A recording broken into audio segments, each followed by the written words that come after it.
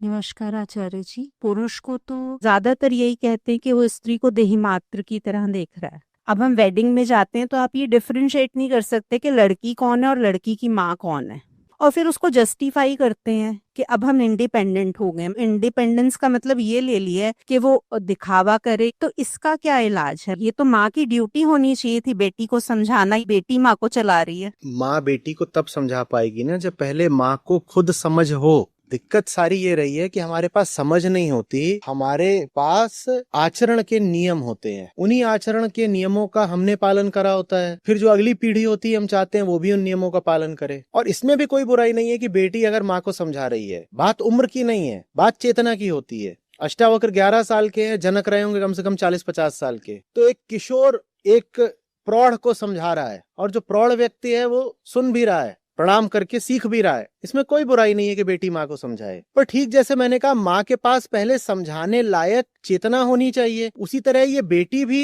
यदि माँ को समझा रही है तो इसके पास समझाने के लिए खुद कोई समझ है क्या? समझ तो बहुत अच्छी चीज होती है, वो माँ से बेटी में जाए तो भी भला, और बेटी से माँ में आए तो भी शुभ। उसमें क्या बुराई है? दिक्कत तब है जब अंधा अंधे ठेलिया दोनों कूप पड़न। अंधा अंधे को रास्ता दिखा रहा है और दोनों जाके कहाँ पड़े? कुएं में जाके गिरे।